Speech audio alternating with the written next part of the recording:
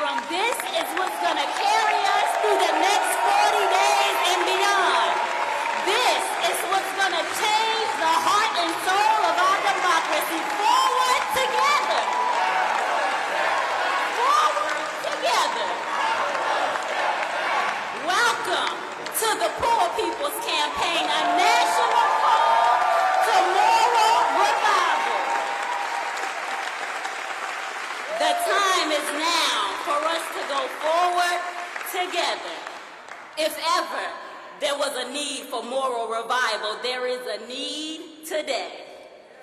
In a time where one of the wealthiest nations in the world is third in the list of nations suffering from child poverty, we need a moral revival.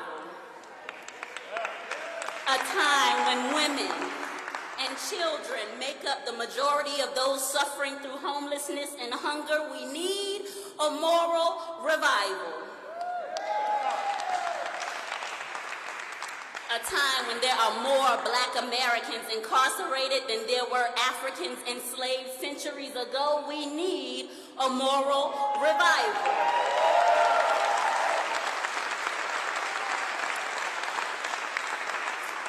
We are living through wars that exploit the poor and support the top 1%. The list of injustices existing in this country far exceeds what can be named in one sitting, and that is why we need a moral revival.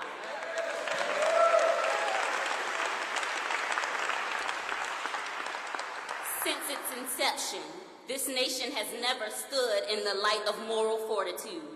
It is and has always been the voice in the fight of people who have decided that what is right for humanity is not contingent upon what makes a dollar for the already wealthy.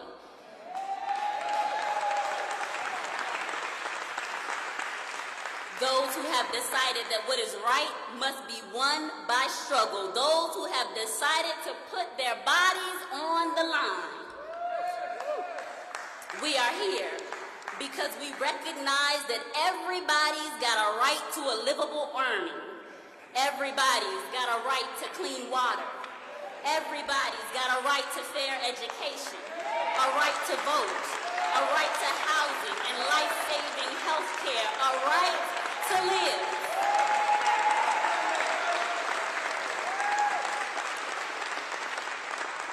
I believe that you're here because you recognize the need for a revival. Welcome to the Poor People's Campaign. For moral revival. Forward together. Forward together. Welcome.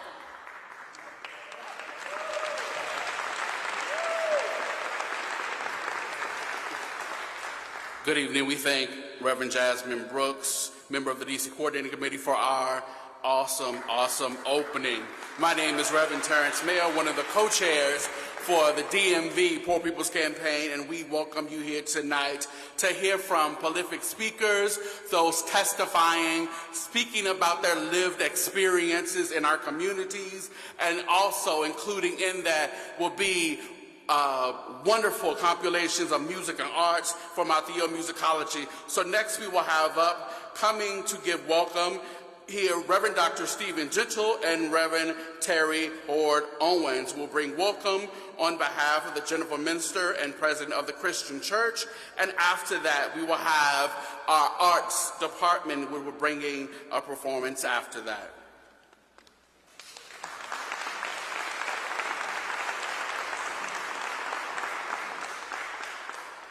Good evening.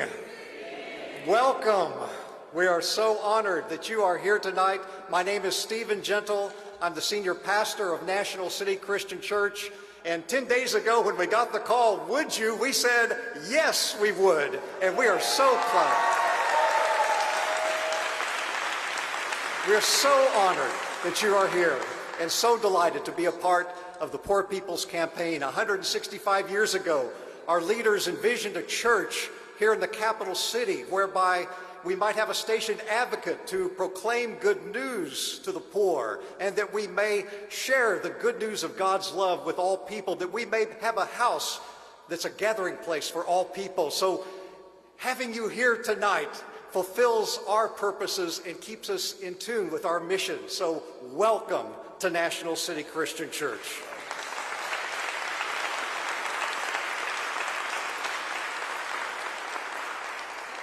We are the National Church of the Christian Church Disciples of Christ. We are an open and affirming congregation, and it is my honor to welcome to this place tonight our General Minister and President of the Christian Church Disciples of Christ, the Reverend Teresa Hord Owens.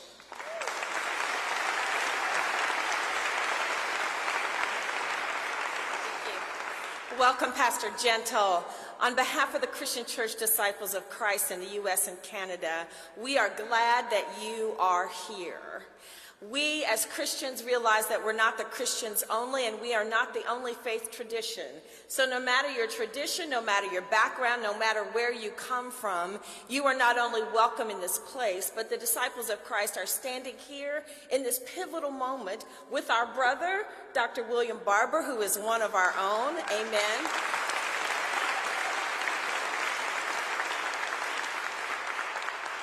With Dr. Liz Theo Harris,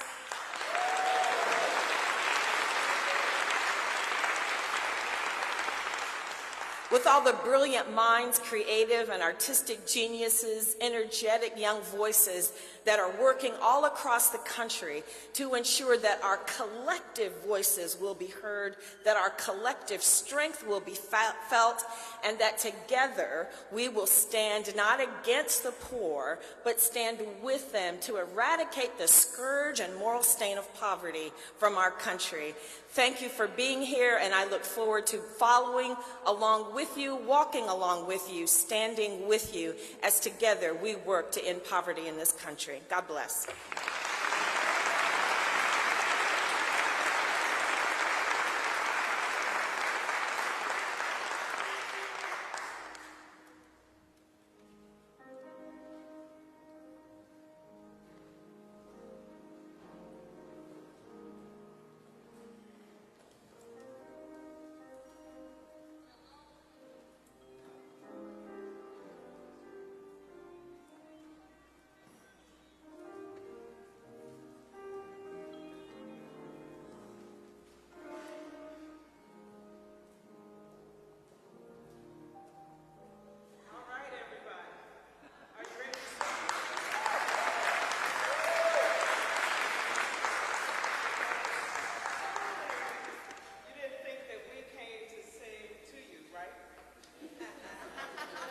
We've got this thing down by now. I don't even have to ask right now where the altos, sopranos, tenors, baritones. I don't have to do that because we've been rehearsing that all year long. So you know the drill by now, right? Everybody stands together because we stand together. And we're going to start this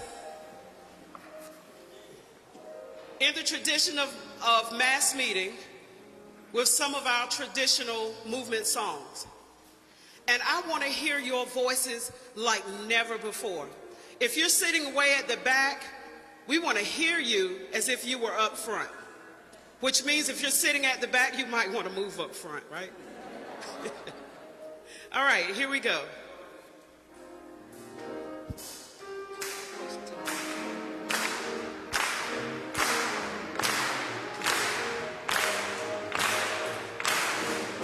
Woke up this morning with my mind. You know I woke up this morning with my mind. I said I woke up this morning with my mind.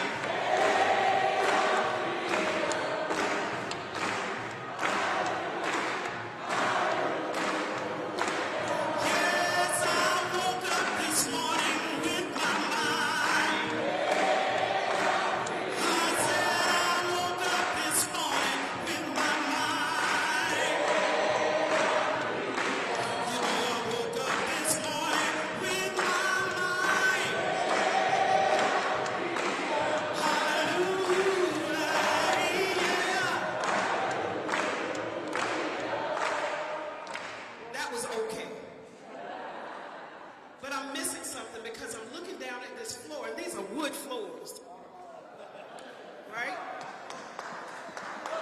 are wood floors. So there is no reason why I shouldn't hear, woke up this morning with my mom.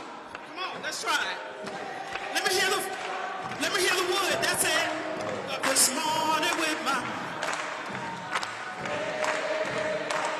You know I woke up this morning with my mind.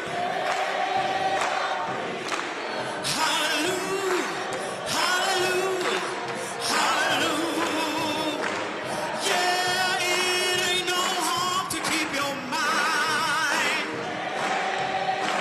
I said it ain't no harm to keep your mind. I said it ain't no harm if you keep your mind. Hallelujah. Yeah. You know I'm walking and talking with my mind. I said I'm walking and talking with my mind. Yes, I'm walking and talking with my mind. Hallelujah, hallelujah. You know it ain't no harm to keep your mind. I said it ain't no harm if you keep your mind. I said it ain't no harm to keep your mind. Hallelujah.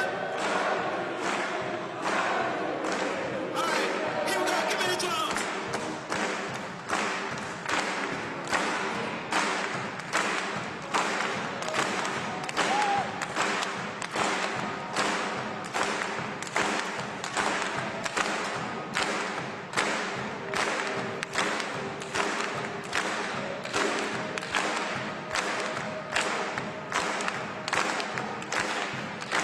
Yeah, I woke up this morning with my mind. I said I woke up this morning with my mind. You know I woke up this morning with my mind.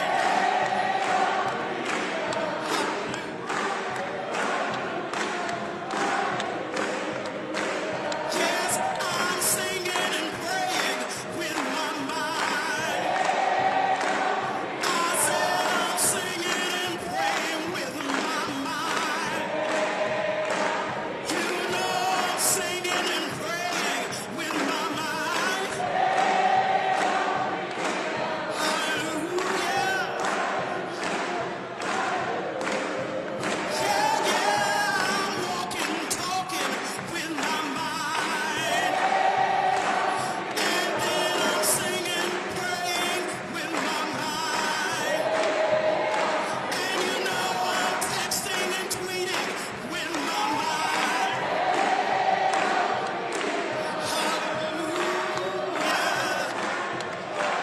Yeah. I woke up this morning with my mind. I said I woke up this morning with my mind.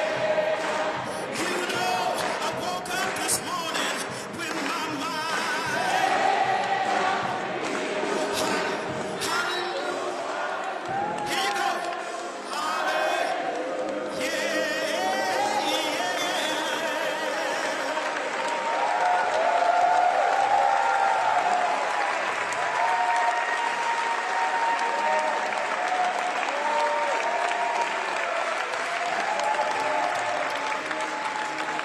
Somebody sound like they woke up with their mind stayed on freedom. You got me convinced. And so if your mind is stayed on freedom, you don't have a problem letting your light shine, right? You don't have a problem. Nobody has to look for the light. It's already there. All right, so let's do this one. Let's do this little light of mine. Give it up for the band. Are they good?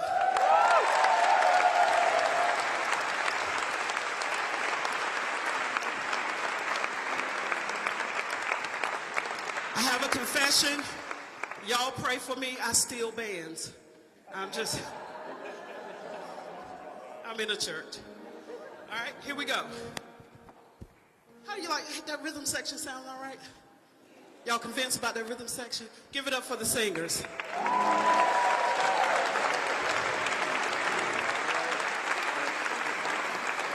And these are some of the lead musicologists from the Poor People's Campaign, a national call for moral revival.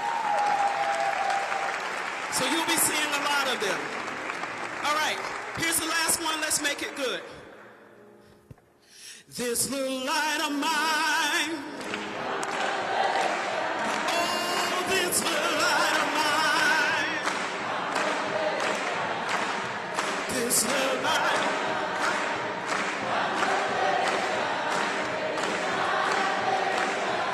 I don't have to do anything on this one. Yeah, all around the world, y'all. I said all around the world, y'all. All around the world.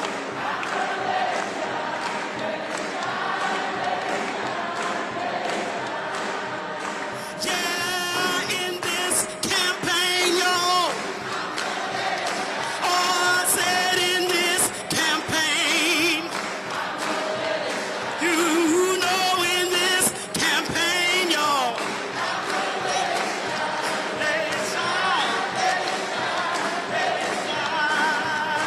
Yeah, I'm standing for my rights, and then I'm standing for your rights, and oh, I'm standing for your rights, and let it shine. Now look at somebody and tell them, I'm fighting for you, and oh, I'm fighting for you, and oh, yes I am.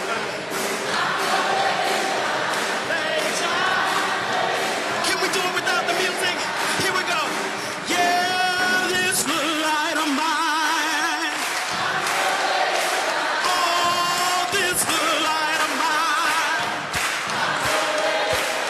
I said this little light of mine.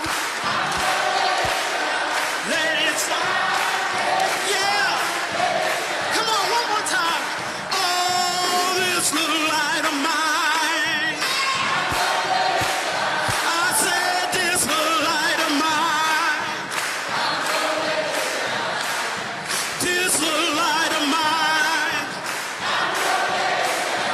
Let it shine. This is the last time. Oh, I said this little light of mine. I said this little light of mine. This little light of mine. Let it shine. Let it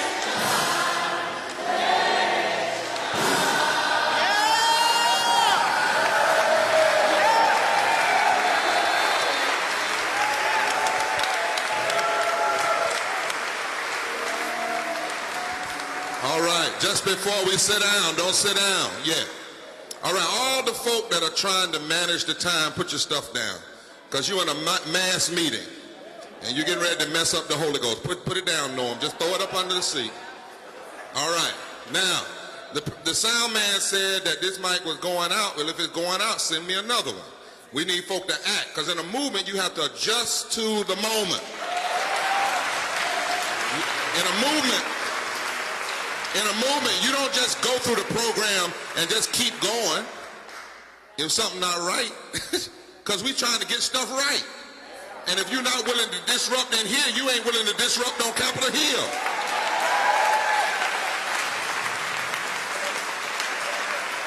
And whenever you're doing something with poor people, and in fact, you make sure poor people get the best so that they can be heard.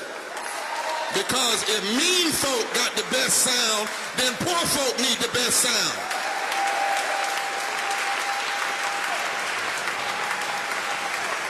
Right.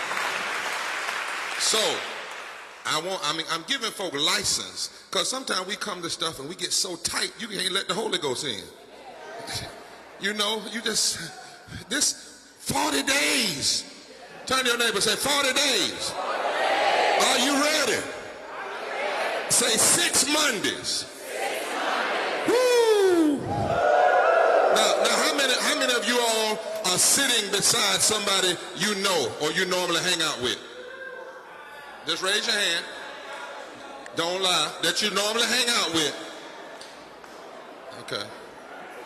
How many of you are close to somebody you don't necessarily know? You ain't never seen them before. Good. That's what we want the nation to never see people that they ain't never seen before in their life. So if you've never seen them before in your life, go for 5 seconds, have a hugging fest. Give me a little music, give me a little music. Have a hugging fest.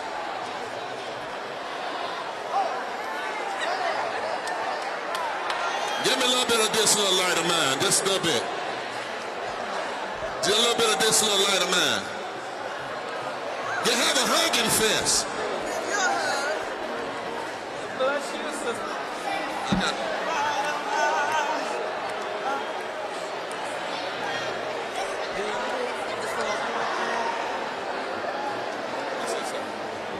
Testing. Oh, now. Yeah. Okay. Have y'all finished hugging yet? Have y'all finished hugging yet? Have a hugging fest. I'm going to show them something. All right. Now, bring it down just a little bit. Shh. All right. Now, hugging fest. See, because if we can't hug one another in here, how we going to make Capitol Hill understand they need to be hugging and lifting everybody? Right. See, everybody in here is special. I heard somebody say, we're going to have some prolific speakers. No, we ain't. We're going to have everyday speakers, and what they say is important. Ain't no big eyes, ain't no little U's. Right? Now, one more thing. You see the difference, Mr. Mike? See the difference? See the difference? When you're in a movement, you stop. If it ain't right, you stop. If it ain't right, you stop. If it ain't right, you stop. Because if they don't hear you, you can't change the narrative. And we always got time to get it right. Turn to your neighbor and say, neighbor, the right time to do right is right now. Now, y'all, I want you and Sharon and that'll preach, won't it? Sharon and Cheryl and Tashambe and Shayna. And now we need a mic for this crowd. Their mic ain't right either. I'm like my grandmama. I believe in fixing stuff when it's broke. I need a mic over here for my singers. Because the singers got to have the right mic. Come on, mic man. Amen. And they're always, when you're playing, have 4 mics. 2 on the side and 2 just in case. And y'all, I want you to take us back. Maybe you have to do it and they have to holler the best you can. Mahalia Jackson didn't have any mics. Right?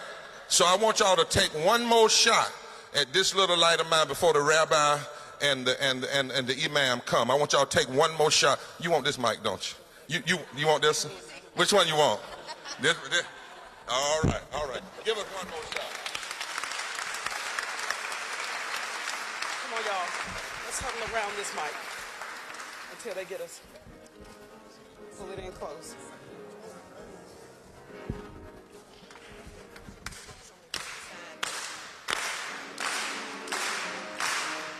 Slide it over that way. Over that way.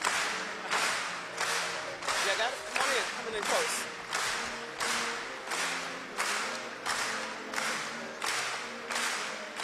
Squeeze it in. This little light of mine, I'm gonna let it shine. I said this little light of mine, I'm gonna let it shine. oh, this little light of mine, I'm gonna let it shine. let it shine, let it shine, let it shine. Oh, in this campaign, yo, I'm gonna let it shine. I said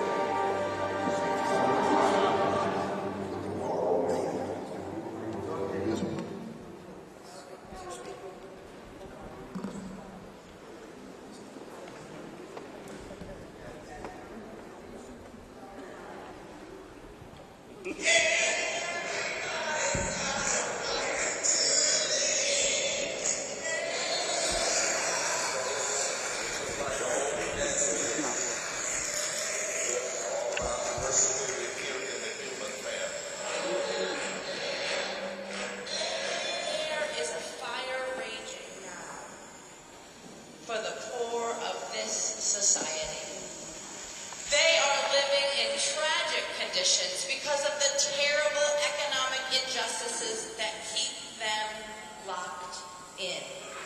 We have to deal with our war economy and systemic racism and systemic poverty and ecological devastation. And finally, we have to deal with the moral narrative. This is sin on the highest level. We are traveling around this country building this poor people's.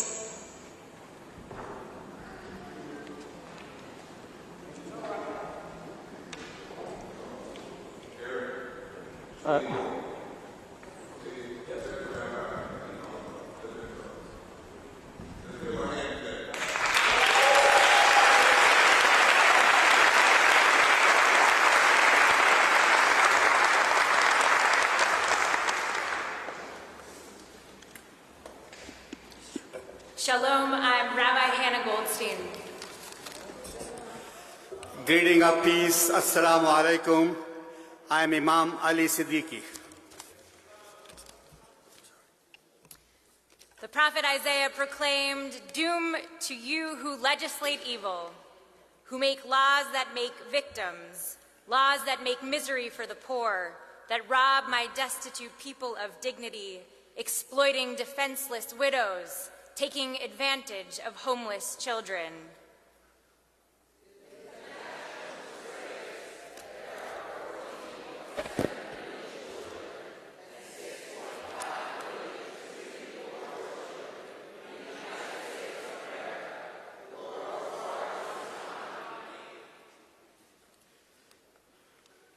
It is true, millions of people are homeless, lack adequate food and housing, and do not have quality education.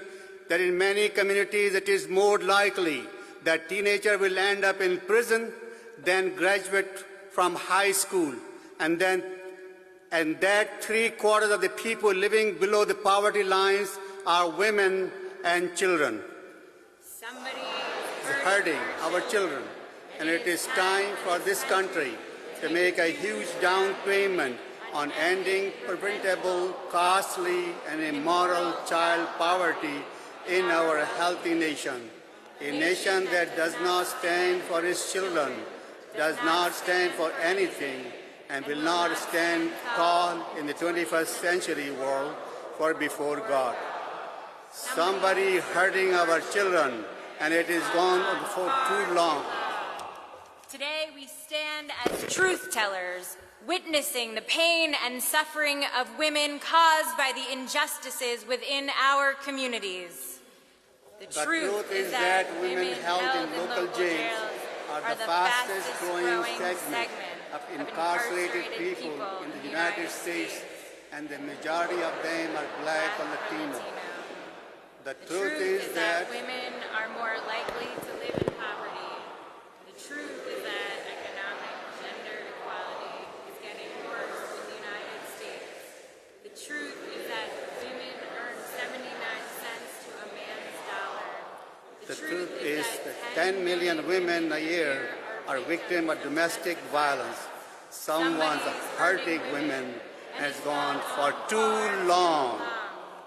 Today we stand as truth tellers, witnessing the injuries suffered by those in our communities who live with disabilities. We stand in solidarity with over 40 million Americans living with disability. We fight for justice for elders who are significantly more likely with a disability. We call out for injustice that disabled Americans earn less than those without a disability. We call out the injustice that in many of our communities, disabled Americans do not have access to the services they need. Somebody is hurting those who live with a disability, and it's gone on far too long. We know that we are a stronger nation and that our communities are better places to live when we care for the most vulnerable, children, women, and people living with disabilities. As moral people, we have a duty to stand for justice for our children, for women, and for people with disabilities. In the words of Fannie Lou Hamer, It's time for America to get right. Somebody's hurting our people, and it's gone on far too long, and we won't be silent anymore.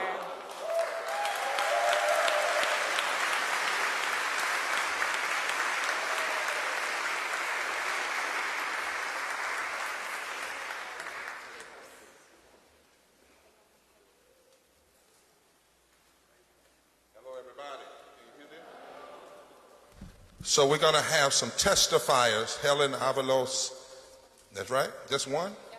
Just you? Just me. All right, Ms. Pope. All right, well then this is how we're going to do this. I need somebody from the states that have come, or people who came from outside of D.C. as the contingency of 2 or 1 from your state. Stand up. Look, all over. All right. We want to have, so that the nation can see this, because the nation is watching this, one person who can stand for 2 or 3 minutes. I hear you. I'm getting ready to fix that too, because I understand that. Remember, I got a cane, so I understand that. I'm hardly standing right now, so I got you. All right, we need the persons that come from those states, one person from each state that can stand for a few minutes to come along the front, if you would. One person from each state. And when you come, holler the state you're from. Say the state you're from. All right.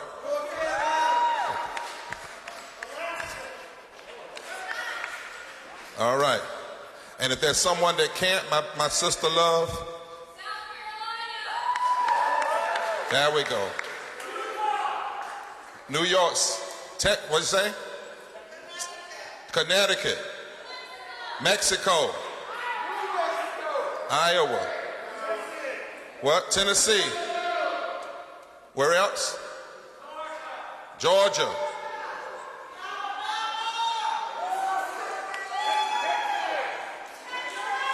Pennsylvania. Nebraska. All right, there we go. Indiana. Massachusetts. Ohio, Michigan. North Carolina. Arkansas. Who? Illinois. Louisiana. Virginia. Iowa. New Jersey. We got Texas. We got Florida. Huh? Maryland. Maine. We got Arkansas. All right. Give them a hand, everybody.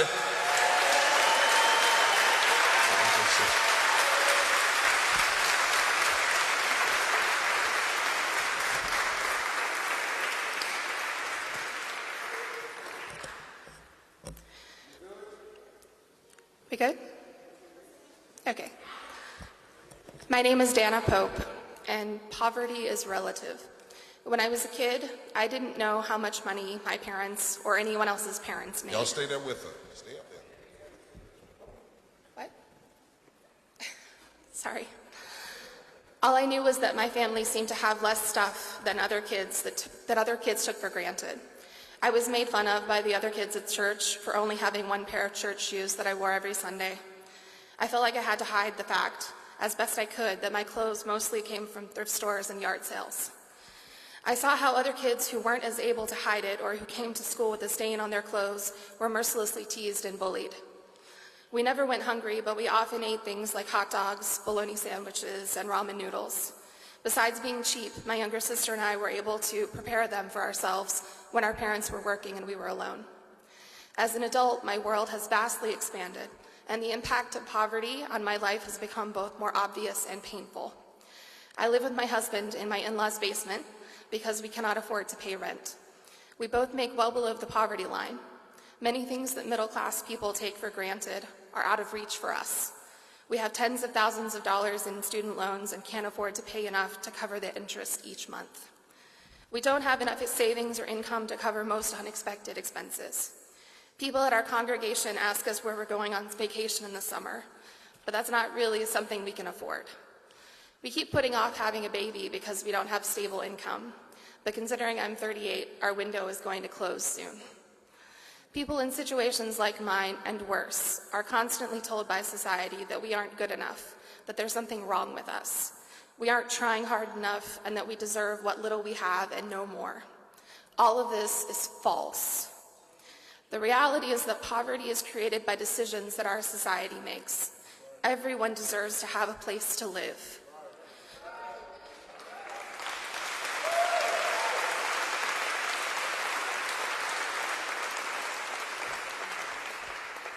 No one should ever go hungry because there is enough food in the world to feed everyone.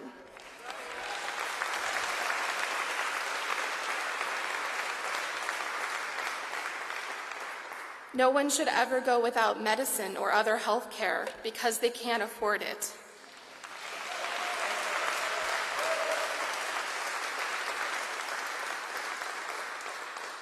These are things that every member of my family has gone through. My brother has suffered the worst physically. He's been unable to work for years and was repeatedly denied disability and the Medicare that comes along with it until recently. Because he couldn't get regular health care, he didn't have treatment for complications with diabetes until they had to amputate his lower leg to save his life. Now his kidneys are beginning to fail and his housing is insecure, and he's been homeless. If he doesn't have stable housing and show that he can pay for certain transplant expenses, he won't be on the transplant list. He's been on the Section 8 housing waiting list for years, but now he's in a wheelchair because he isn't strong enough to use a prosthetic, and the list is long. So he might end up dying if we can't raise enough money to keep him in his apartment. This whole situation is terrible. I am here as the person to talk about the evils of poverty, but I don't actually believe in evil. Most of what people call evil is what happens when we humans get disconnected and stop seeing each other's full humanity.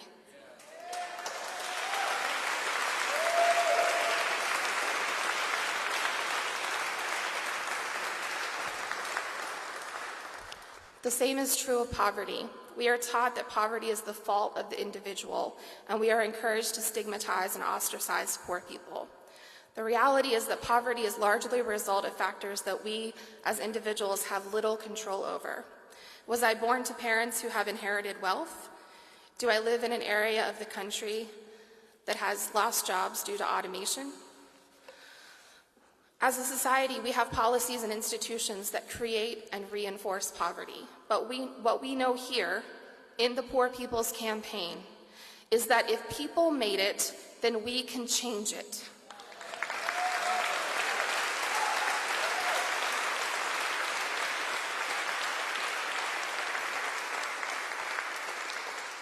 We can push for the equitable distribution of resources so that these evils are eradicated once and for all.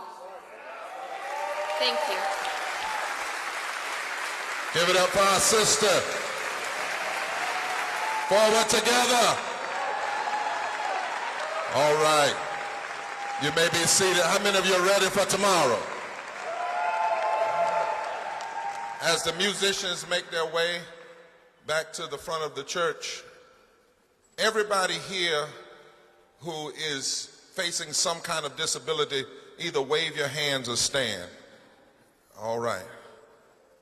Everybody here that knows somebody disabled, and you're going to stand for them. All right. Now I want everybody to give, after they sing, the next voice you're going to hear is our leader, the prophetess, our sister, our friend, the Reverend Dr. Liz Theo Harris, who has what we call street credibility. Is that right?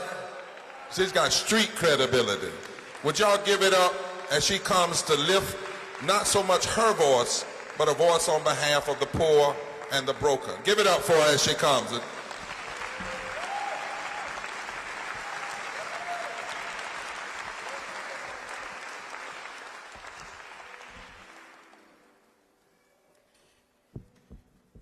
In the spirit of True Fusion movement, we're going to do a medley of songs.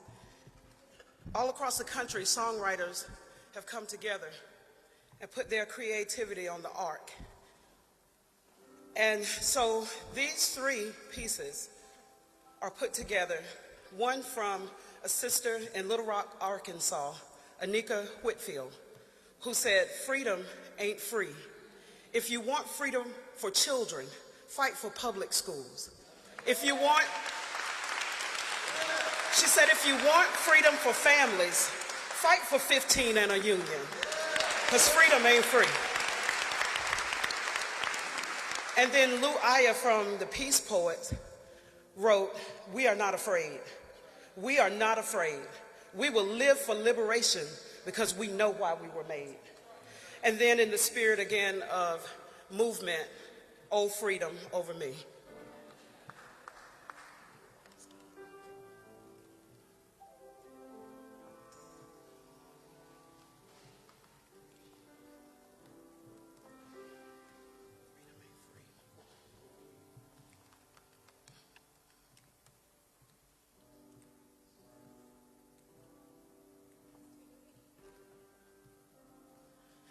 Freedom ain't free.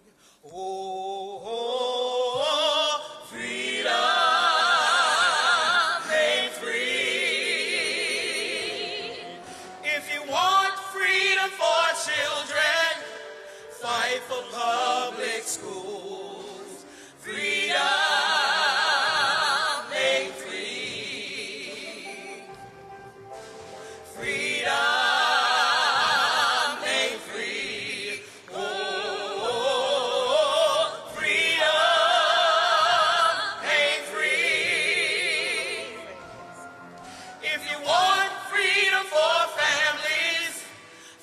For 15 and a union, freedom ain't free. Justice ain't free. Oh, justice ain't free. If you want justice for children, fight for public schools. Justice ain't free. We are not afraid. We are not afraid. We will live for liberation, 'cause we know why we were made. We are not afraid. We are not afraid. We will live for liberation, 'cause we know why we were made. We are not afraid. We are not afraid. We will live for liberation, 'cause we know why we were made. And before I be a slave, I'll be buried in my grave and go home to my Lord and be free. Oh, freedom.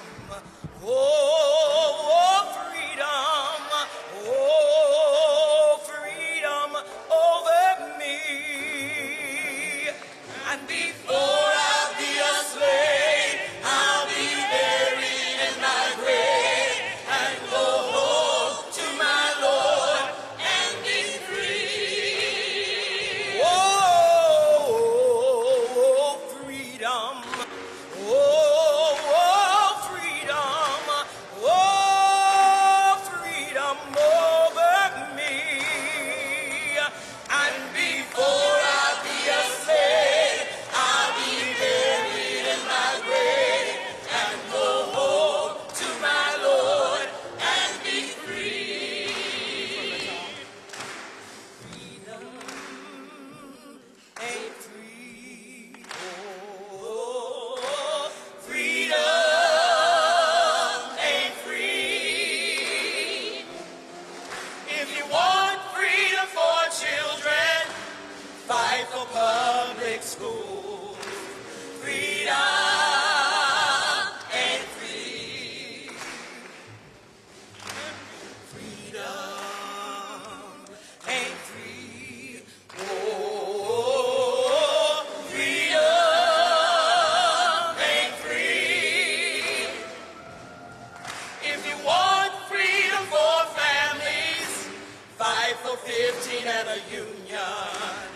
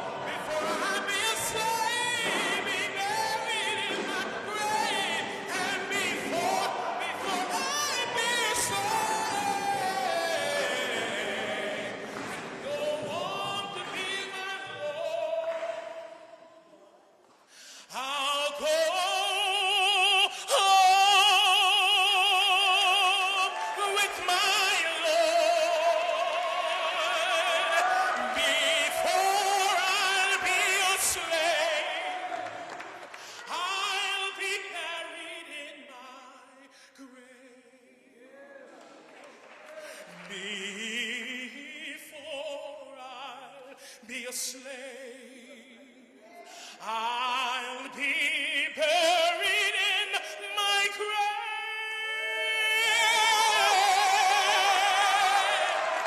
I'll go home. I'll go home. I'll go home with my Lord.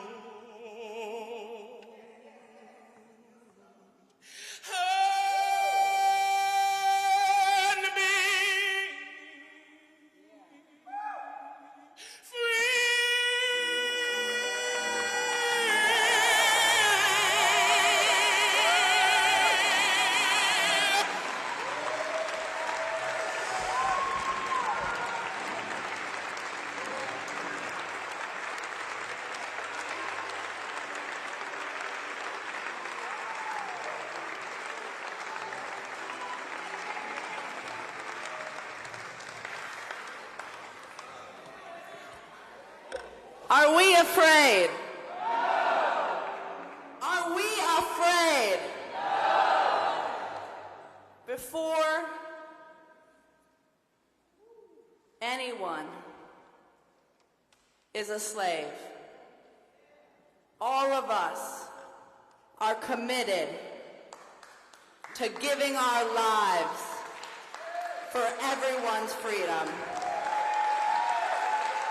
So tell me again, are we afraid? Are we afraid? Are we afraid? Because we're the Poor People's Campaign, a national call for moral revival. That's right. It is great to be here this evening. It is powerful to be in our nation's capital, in Washington, D.C. As some of us were reminded this evening by Reverend Graylin Hagler, who I want to recognize. Reverend Hagler. There he is one of our last colonies. And so it is important that we're here in Washington, D.C. Thank you to all of the people in Washington, D.C., all of the poor people of Washington, D.C., who are standing up and fighting for justice for D.C., for this nation, and for this world. I want to let folks know that people all over the country are watching the live stream. There are watch parties in more than 39 states that have been organizing. There are hundreds and thousands of people who, just like us, are readying ourselves to take action together tomorrow. Are we afraid? Are we afraid? Are we going to make our voices heard? Yes, because we are living in a cruel and unjust society.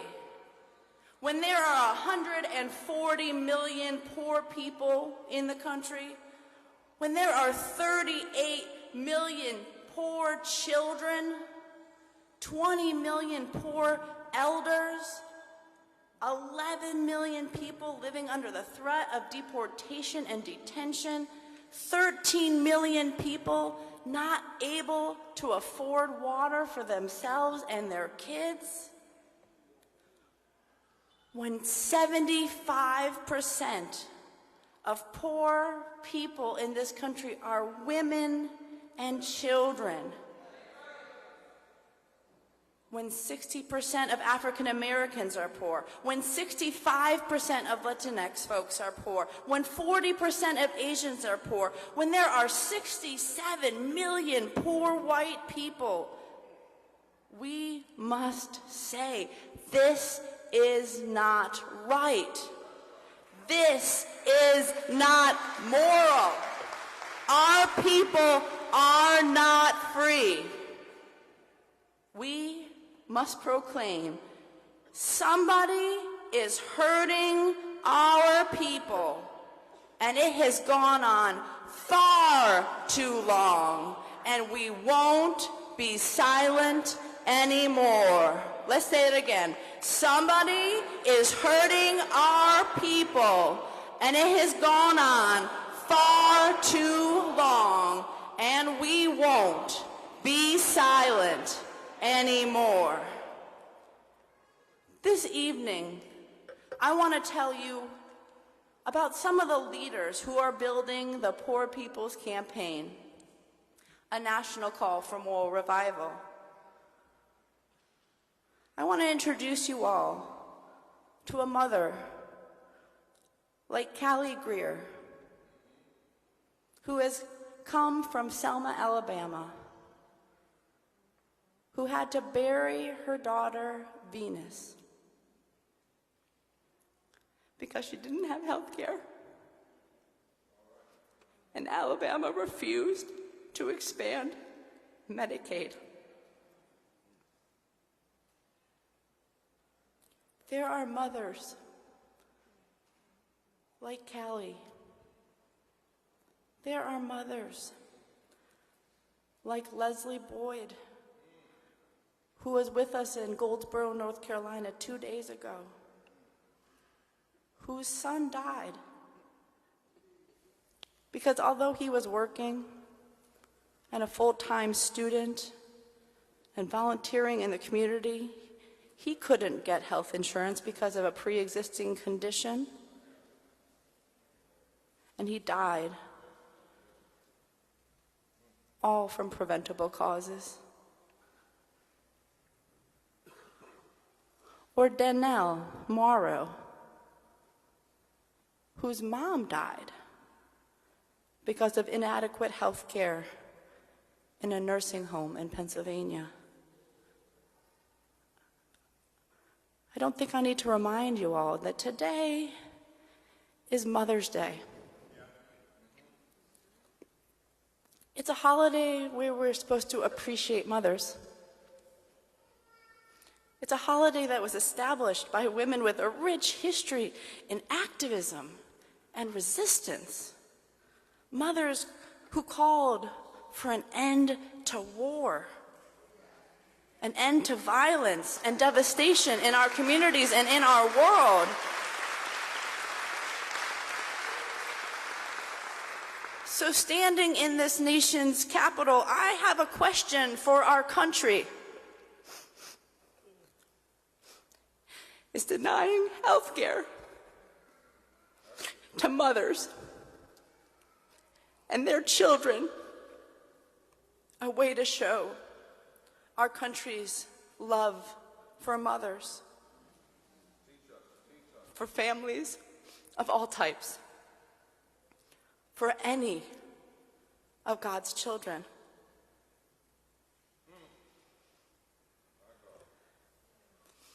In Michigan, in Detroit,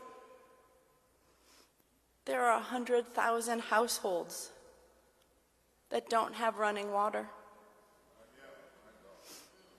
Mothers and families are losing their homes. They're losing their children because of living without water.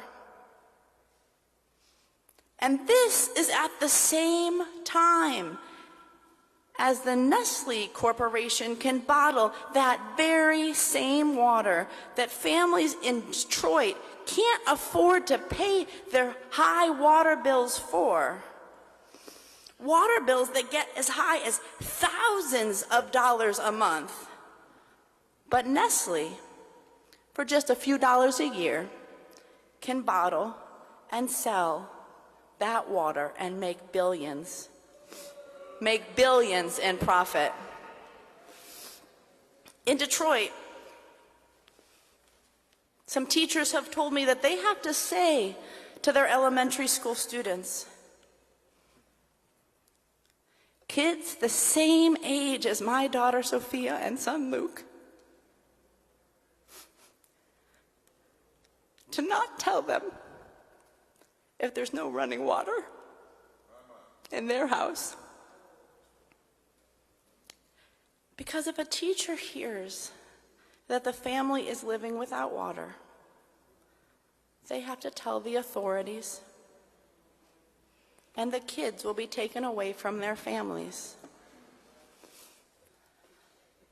Well, we have a message for the authorities, for these multinational companies, for our politicians here in D.C. and in states across the country.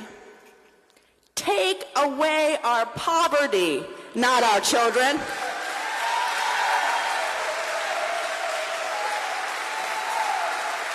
Take away our high water bills, not our children. Take away our homelessness, not our children. Take away these unjust immigration policies, not our children. Take away racism, not our children. Take away homophobia, not our children. Take away this injustice. Keep families together. Make communities strong. Everyone has the right to live. Everyone has the right to live. Everyone has the right to live.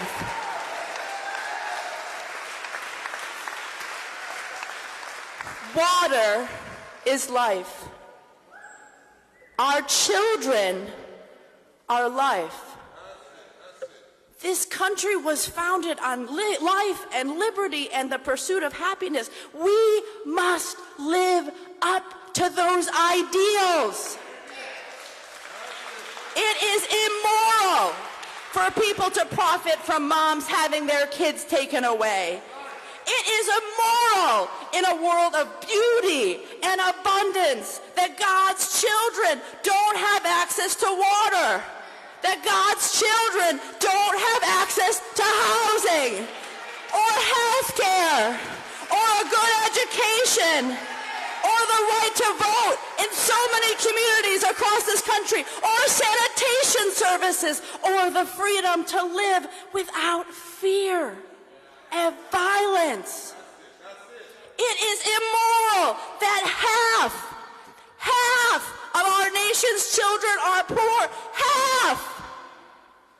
And we have the resources to feed, to clothe, to house, to educate, to care for everyone, not just in this city, not just in this country, in the entire world.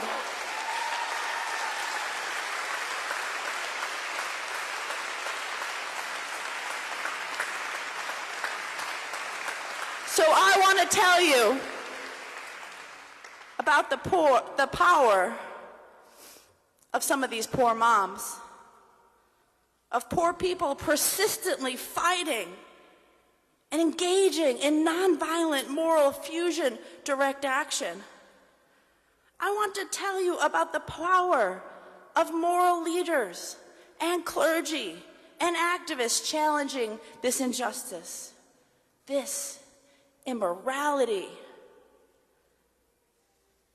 I could tell you about the power of mothers like Marion Kramer in Detroit, Michigan, who put her body in front of trucks being sent out to cut thousands of Detroiters from running water and got arrested insisting that nobody should be denied water, who teamed up with lawyers and researchers and activists and pastors and proposed a water affordability plan and got it passed, and who is taking action with us in Lansing, Michigan for the Poor People's Campaign, a national call for moral revival.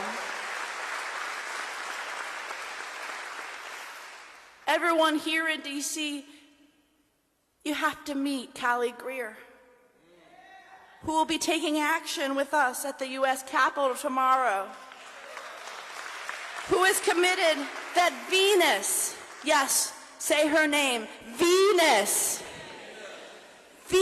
did not die in vain, because Callie will fight and organize and mobilize until every single person in this country and world has the health care they need, not just to survive, but to thrive.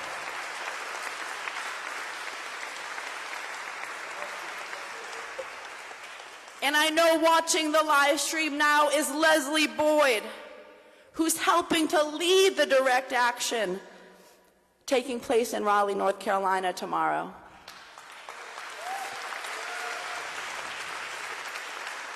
And in Pennsylvania, Danelle Morrow and leaders from Put People First Pennsylvania will be in Harrisburg tomorrow. A year after Danelle's mother died, leaders across Pennsylvania organized a vigil to hold the authorities accountable for her mom's death, including Black Muslim women leaders from Philadelphia coming to Johnstown to be in solidarity with white Christian women and other diverse families. A fusion movement is growing across this country. And there are other stories of these persistent women. There are stories about some of the freedom fighters who have come before. Freedom fighters like Fannie Lou Hamer and Mother Jones and Julia Ward Howe and Dorothy Day and Johnny Tillman and Annie Smart and Dottie Stevens and Ella Baker. And there's also this powerful story from the Bible. In Luke 18, perhaps some of you have heard of it. It's often called the parable of the unjust judge and the persistent widow. It's a story about the power of poor people as well. The story goes that there was a poor woman who keeps petitioning a powerful politician for justice for her and her community. The story tells us that the powerful politician has no compassion for people. He also doesn't even fear God. Perhaps he thinks he's God. Perhaps he thinks I and I alone have the power to do anything and everything.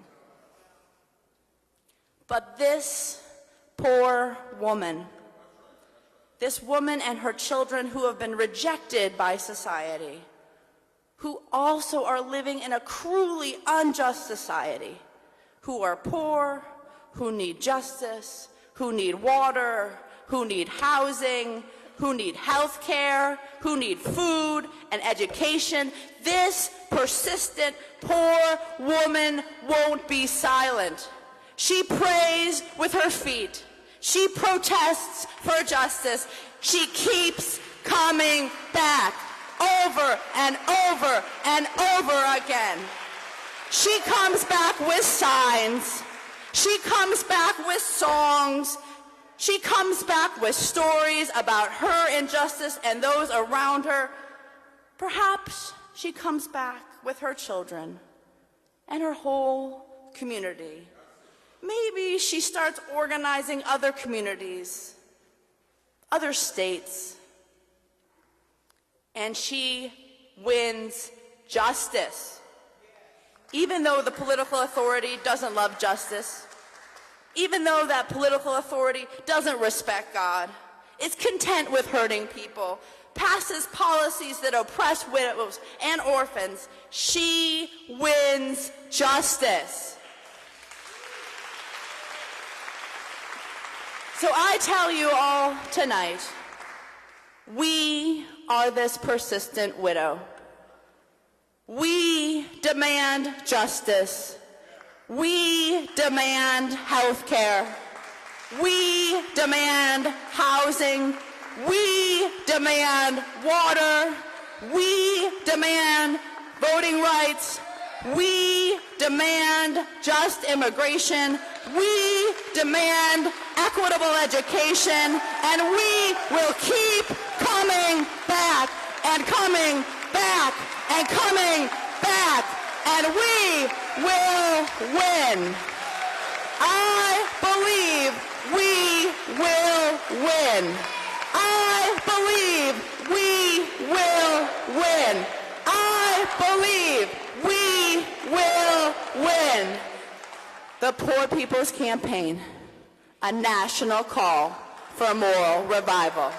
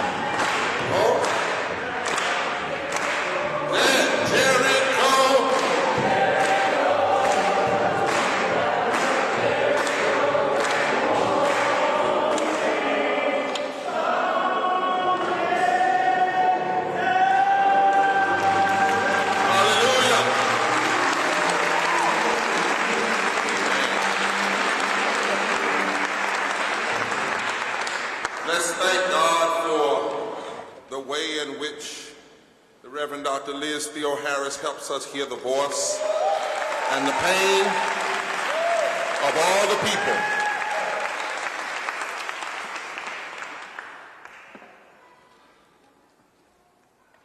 So it's time.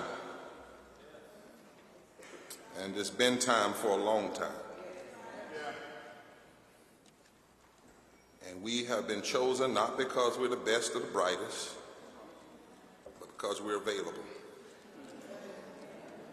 And God can make us better than we can ever imagine. So all over the nation, people coming together, and I'm so glad that Liz allowed herself, as the Spirit led, to cry, because tomorrow is not a festival. Let me say that all over the nation. We are not trying to make people see how happy we are. We are not trying to make people say, they sure did look good. They wore the right things. The signs were so pretty. We are trying to get people to see the pain of this nation so that change will come.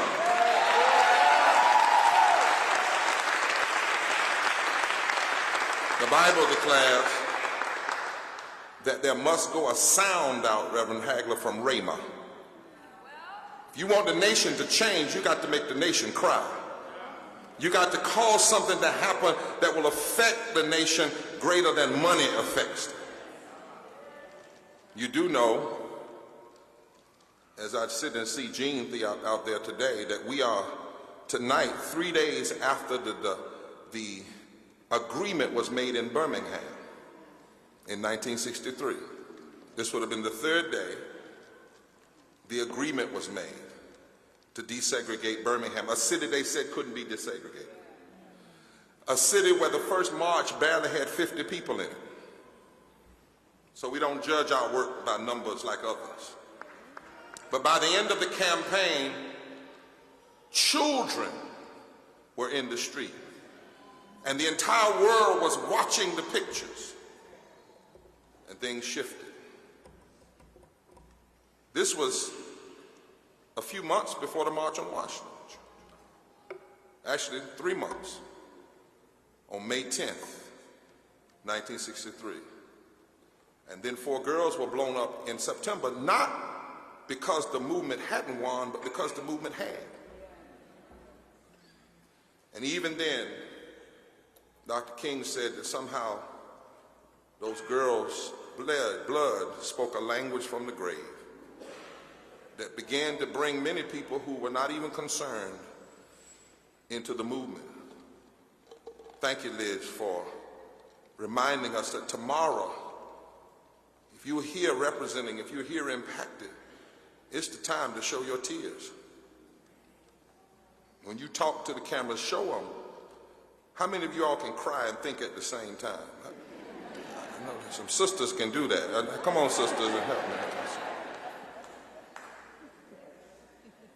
And so, my beloved sister always has a prophetic word in times like these. To the DC organizing team, all of you who have worked so hard to allow us to be here from around the nation on this Mother's Day, we are here to birth and launch a movement with a 21st century angle, edge, agenda that is tied to the moral analysis, the moral articulation and moral activism and moral aspirations of love and hope and justice.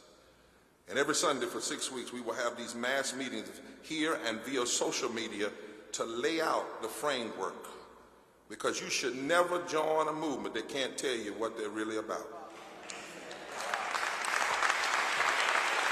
And so this week, every song, every word, every sign is supposed to be focused on children in poverty, women in poverty, and the disabled. Say that with me. Say children in poverty, women in poverty, and the disabled.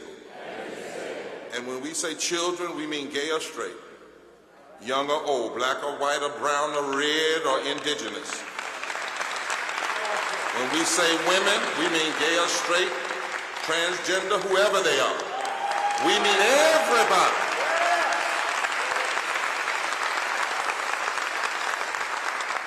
And you should be tweeting everywhere you can and telling everybody you know in D.C. to show up, and if not back home to show up. And even if they're not going to do the direct action, they ought to show up just to be a witness. Turn to somebody and say, tell it. Now, you all know, I'm going to say, I joke sometime in the middle of the movement. You all know if Liz was up here carrying on and I came right up here and kissed her square on the lips, y'all would tell that everywhere. It'd be all over the news, wouldn't it? Lord have mercy. Reverend Barbara went up there and her husband was right in there and his wife was sitting in there, and Lord have mercy.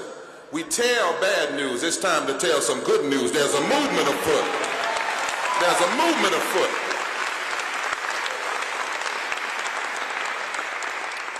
And we join the tradition of those who down through the history in this nation who kept on believing in this moral aspiration. We join the indigenous First Nation spiritual leaders. Somebody asked me the other day, well, where are you all getting your impetus from? It's a lot of places. There's never been just one movement or one part of a movement or one side of a movement. We join the indigenous First Nation spiritual leaders. We join the abolitionists. We join the Reconstruction movement. We join the legacy of the anti-lynching movement. We joined the women's suffrage movement. We joined the social gospel movement. We joined the bonus marchers of the 1930s. We joined the labor union movement. We joined the Appalachian, is that right? Appalachian, did I say it right? I got to get it right. We joined the Appalachian populist movement, mountain populism, that is very similar to civil rights activism. We joined the civil rights movement. We joined the Latino farm workers movement. We joined the liberation theologians movement. We joined the lessons from the anti-war peace movements. And we joined the original architects of the 1968 Poor People's Campaign.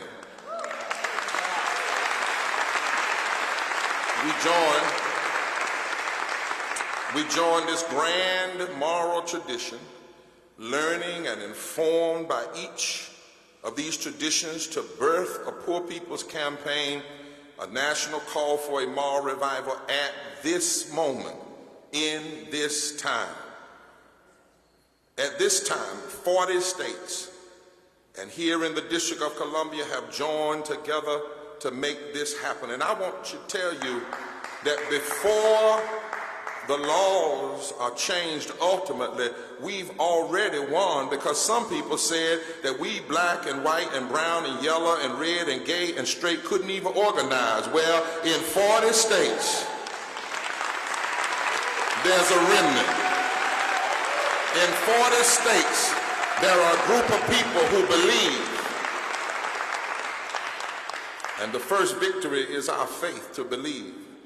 And we are birthing tomorrow a movement to begin, say to begin, a multi-year campaign. See, I want that to be clear. It's not one day, 140 days. The 40 days is a birthing. This is a multi-year campaign and movement, and it's being birthed not to engage in the futility of exercising our frustrations for just a moment. No, this is a movement and not a moment.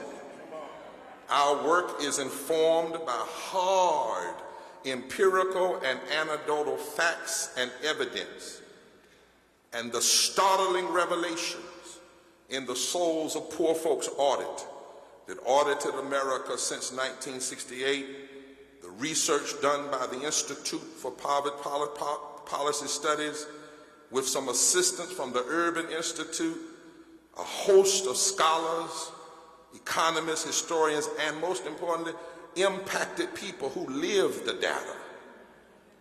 Because the last thing you want to be in a movement is loud and wrong. The data is clear that far too many, the data is clear, and it reveals that far too many people attempt to deceive us about the state of our national reality. The data is clear that the cost of inequality is too high for America to continue down this road.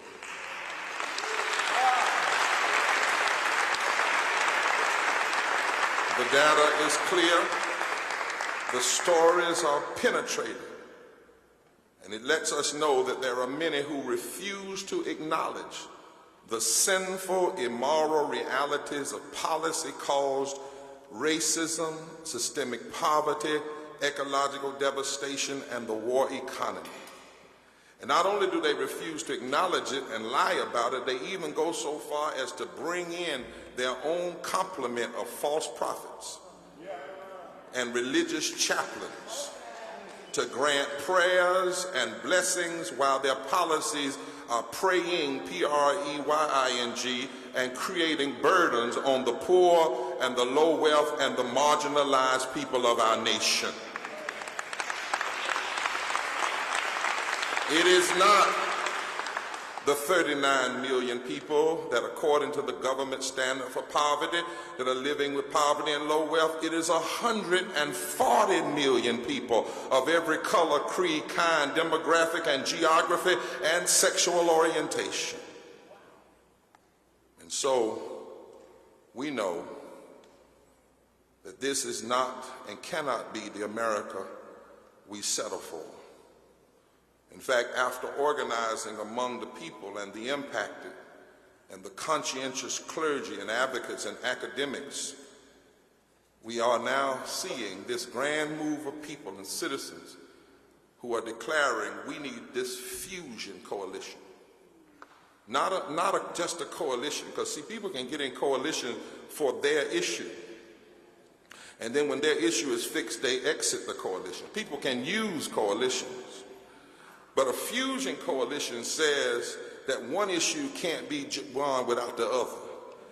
That like the sun is created by fusion.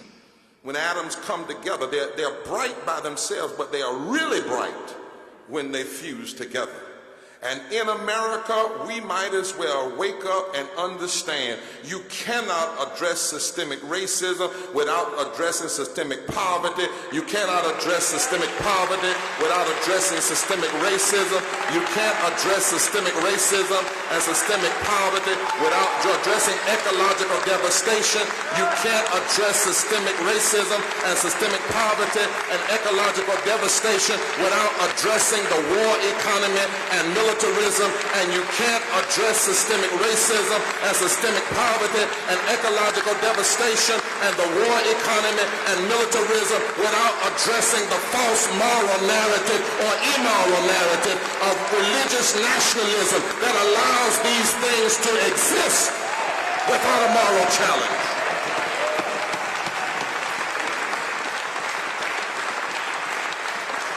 So, we are declaring somebody's hurting the people, and we won't be silent anymore. We choose not to believe the hype, nor do we choose to believe that when the unemployment rate comes down to 5%, and then somebody's in presidency and they claim they bring it down another 1.5%, that everything is fine. When in fact most of the jobs that are being created are low-wage jobs, all the wealth is going to the top 1%, and 4% of millions of people is still far too many to be left outside. We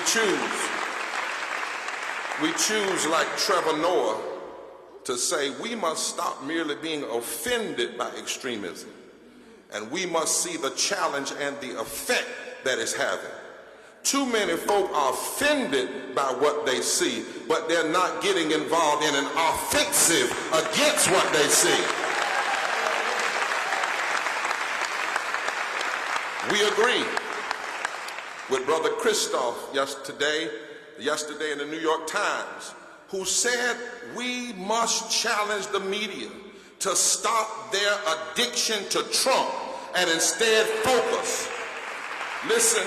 Instead focus on the lewd, nasty, heartless ways policies are being put in place that are and will destroy people's lives all across this country. Pastor, I'm a pastor. I deal with the pastoral and the prophetic. I want to stand flat-footed in this pulpit and say, though it's not the Stormy Daniels saga, but the economic storms and the devastating policies that are tearing apart the lives and souls of poor people.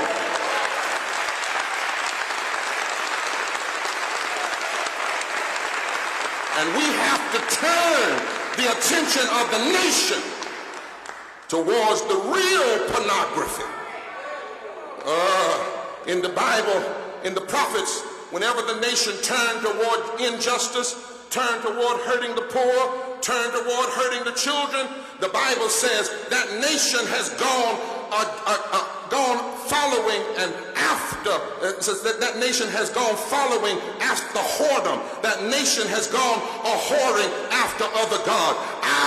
We need the media and progressive politicians not to get so involved in what Stormy did, but if you want some real pornography, let's undo the illicit relationship between the Supreme Court and big business that produced the bastard child of Citizens United.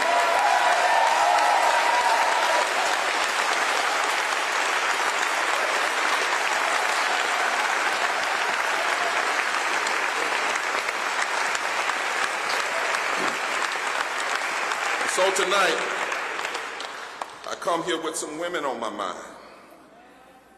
As we prepare tomorrow to focus on children, women, and the disabled, in the first 6 weeks, the first 40 days, my mind is on my mother, 85 years strong, who still works at the school she desegregated in 1970.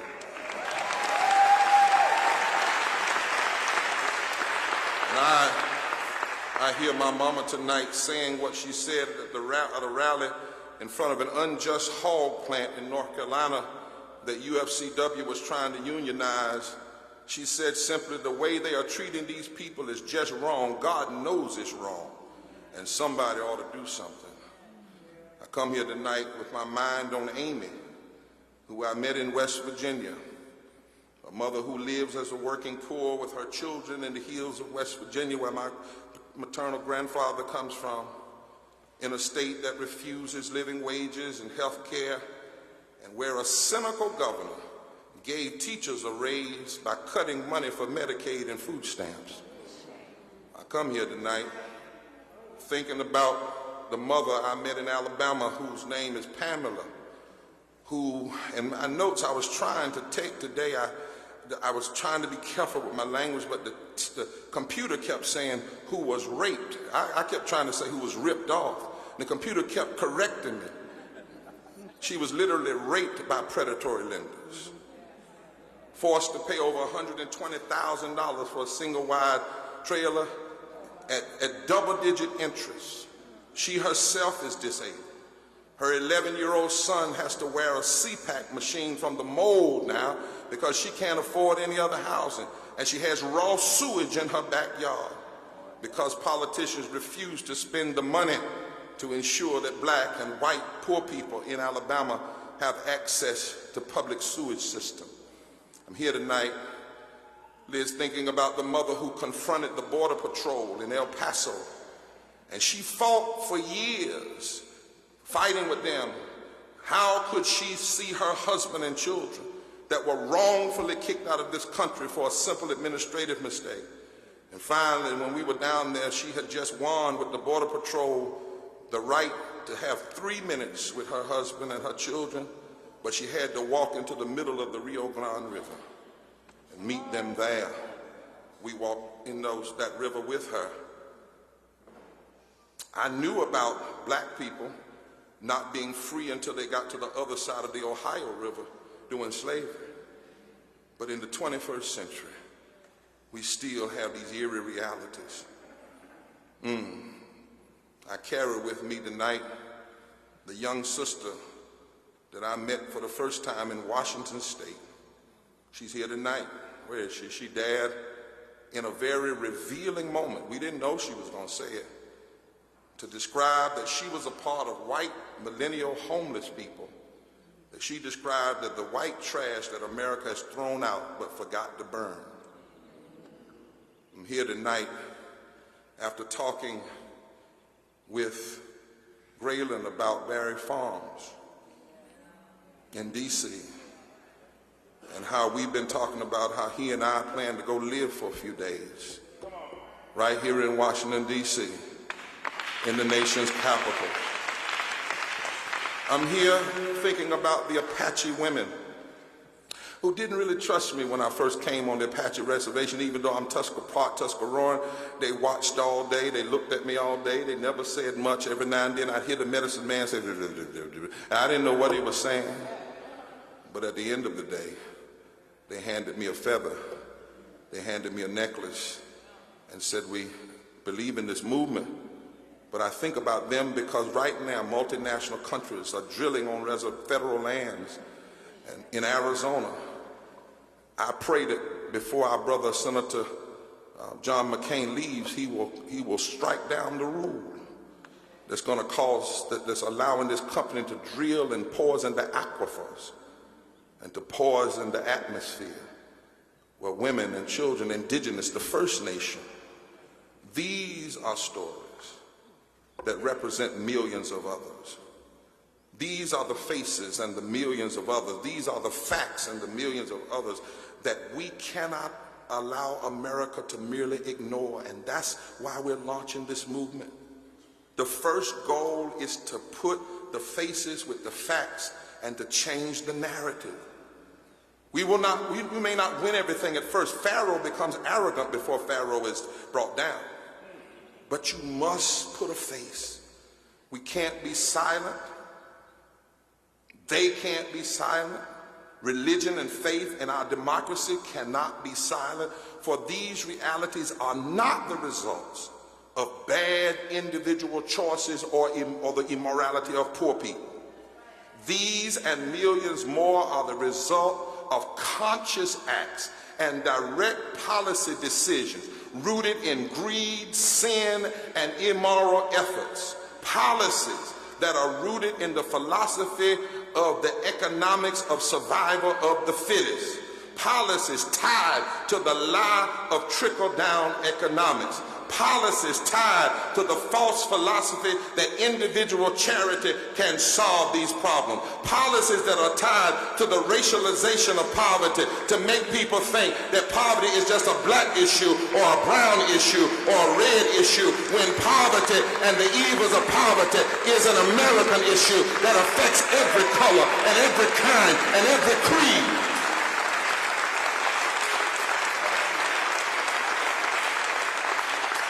These realities are related to policies tied to the misguided legal and political decisions that treat corporations like people and people like things.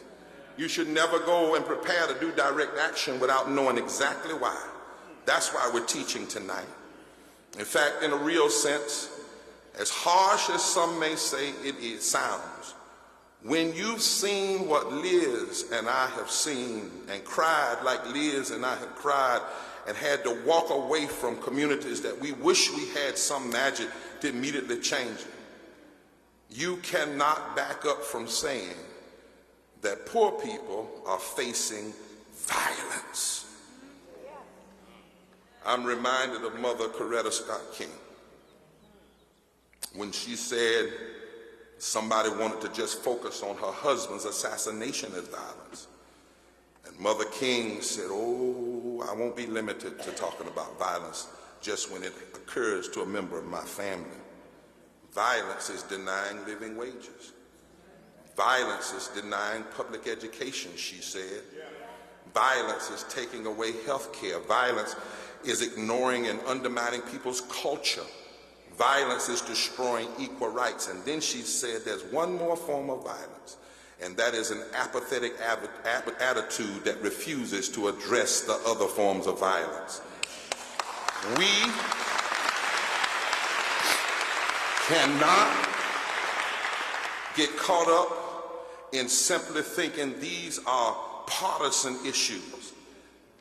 We are facing and have faced for some time policy violence and the false and distorted morality and religiosity that seeks to cover up violence. And we must declare that policy violence and a distorted moral religiosity that seeks to cover up violence is denounced by the moral foundations of our Constitution and denounced by the deep and rich religious values of Scripture.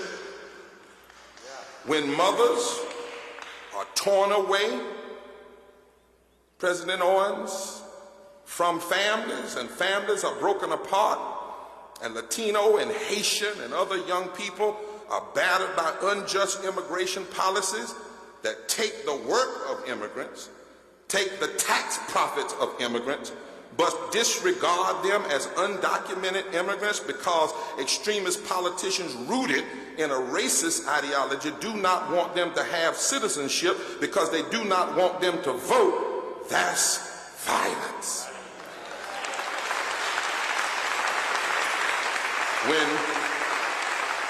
When politicians who have health care paid for by the people, the best health care paid for by the people, simply because they got elected, refuse to pass single health care plan for all the people, and when they allow 37 million people to go without health care, knowing that 5,000 or more for every 1 million that do not have health care die, that's violence.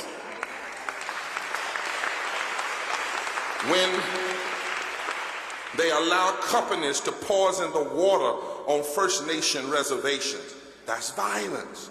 When they right now are making plans to cut the children's health program and food stamps in order to close the gap in an unnecessary tax cut deal, that, my friends, is violence. It's just as violence as a drive-by on the street. It's nothing but gangsterized politics that has to be challenged at every turn.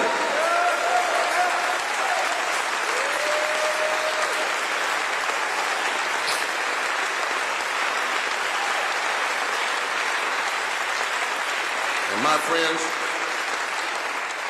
when you know that the voting rights in this country were secured in this country only by blood and death, and knowing that, and you know that voting is the only way to offset the gross amount of money being put into our political system with the intent of making it what John Nichols calls a dollarocracy and not a democracy. And when Congress can refuse to fix that Voting Rights Act for 1,784 days today, and we call Strom Thurmond a racist who only blocked the Civil Rights Act of '57 for 1 day. And today, as we sit within the sight of the Senate and the House, the leadership of Ryan and McConnell and used to be Boehner has held up fixing the Voting Rights Act for 1,784 days, 2,568,960 minutes, 42,816 hours a day. They have refused, and that refusal allows extremists to cheat and win political office, because I don't know what Russia did, because I got some suspicion, but I know what racist voter suppression has done all over this country.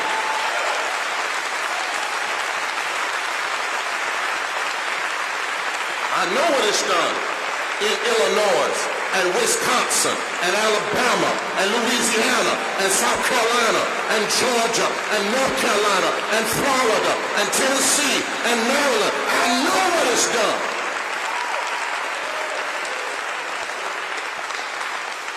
And when that voter suppression wrapped up with a Southern strategy that pits black and white and brown people against each other, and people use the trickery of voter suppression to get elected, and then once they get elected, those primarily, well, all white for the most part, politicians, then vote on policies that undermine health care and resist living wages that hurt not only black people but mostly white people. I'm telling you that this is gangsterization of our politics. This is political violence, and it is a reason why we must have a nonviolent, moral fusion, direct confrontation with this kind of violence.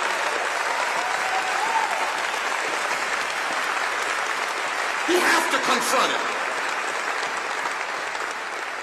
We must confront the arrogance and seek to redeem the heart and the soul of the nation. We must do what others have done before us. The future may not be known, but the past gives us hope. My God, if they could stand up against slavery. My God, if they could stand up against lynching. My God, if they could stand up against those who didn't want women to vote. My God, if the bonus marchers could march in the 1930s, surely with Twitter and email and cars and cell phone, we can march and stand today. Turn to your neighbor and say, ain't nobody scared.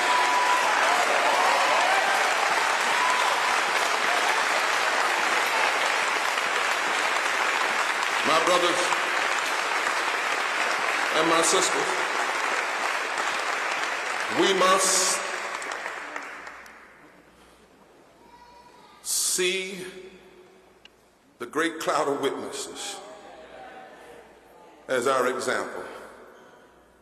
And we must resist silence and resist submission and resist surrender. Moral resistance has always produced moral results. Moral resistance has never ultimately lost. Oh, it's been crucified. It's been pierced. But moral movements have always had a resurrection. Have always gotten up. Now some of us, Pastor, I don't know how situated your pastorate here is, the church, but I don't know if they vote around here at National City, but I want everybody to know right up front, they're going to call you this name. Terry, they're going to call you a name. Imam, they're going to call you a name. It's an aura name. It's a rough name. They're going to call you radical.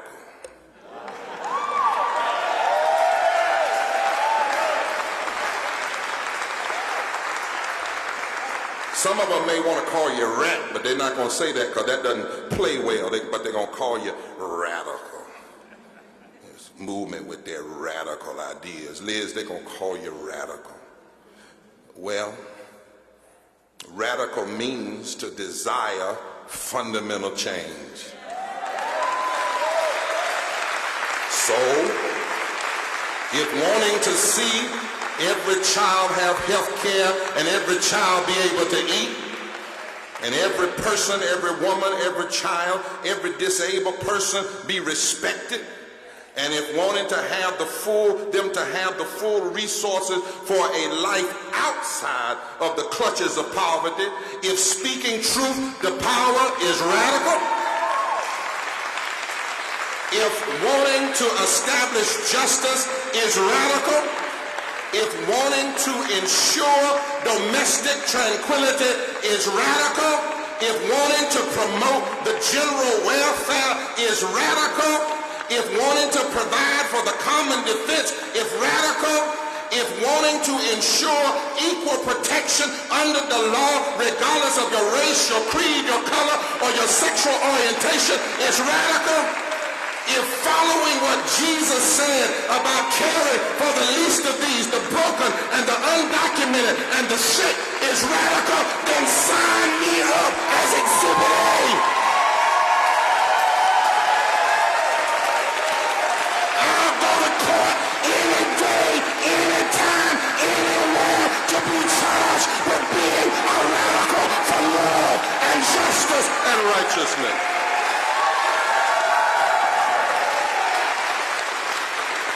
So we must have a movement that says challenging systemic racism and all of these ills is not even about left versus right. Both parties have to be challenged, One for what it does and one for what it doesn't do. Not about left versus right. It's about right versus wrong. We must confront this nation and dare Erica to have that kind of strength that Fannie Lou Hamer had. When wrong abounds, she dared to look America in the face and say, I question America. When poverty abounded, she said, I question America. Peter Marshall, whose pulpit I had the privilege of standing in last week at the New York Avenue Presbyterian Church, he once said in the 40s to America, praying in the Senate, they didn't fire him either.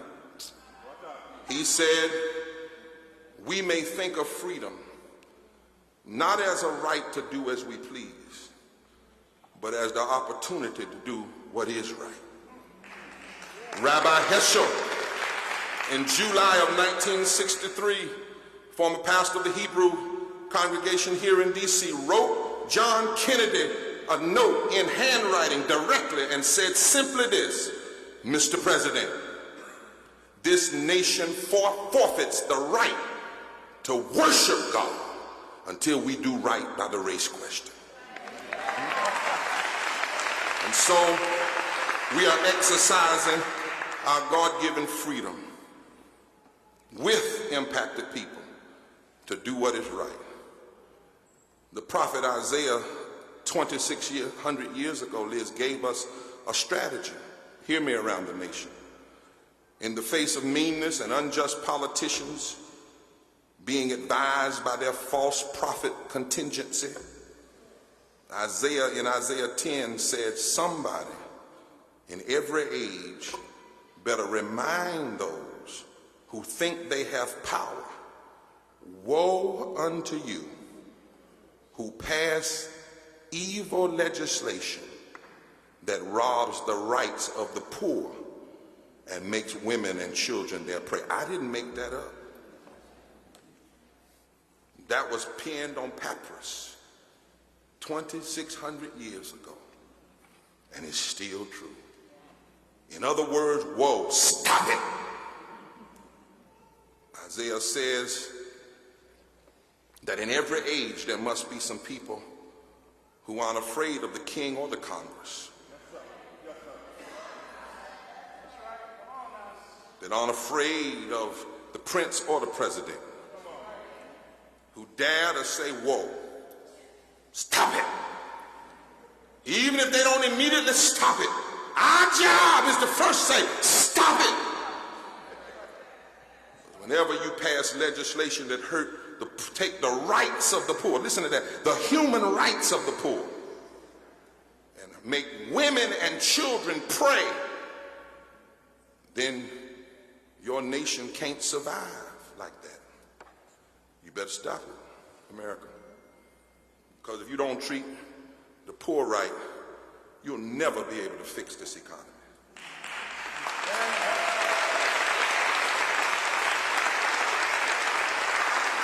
There will always be instability. You cannot build a pyramid where all of the bottom is broken and cracked and bleeding and think that pyramid is going to exist forever. You better stop it. Because if you mistreat the poor, the children, and the women, you mistreat God. And you undermine the future of the nation itself. And one day, even this country is going to have to face God and be judged. Stop it.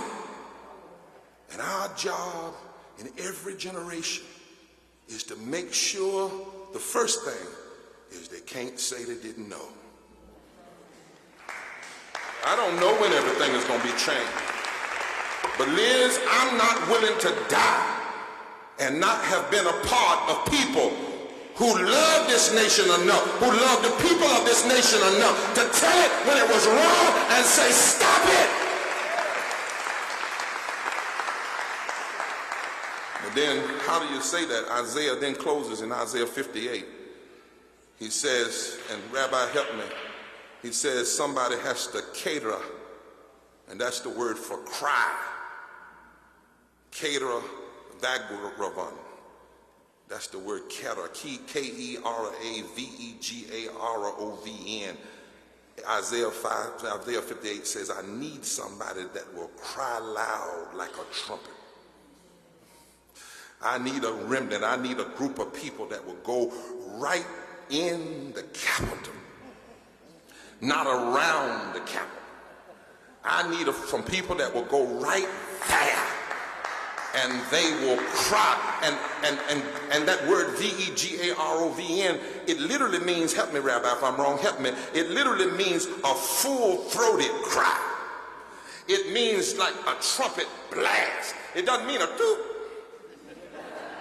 It means a full-throated, loud, sustained, maybe a 6 weeks cry. I don't know. But Isaiah knew way back then that one tweet is not enough. We have to cry loud.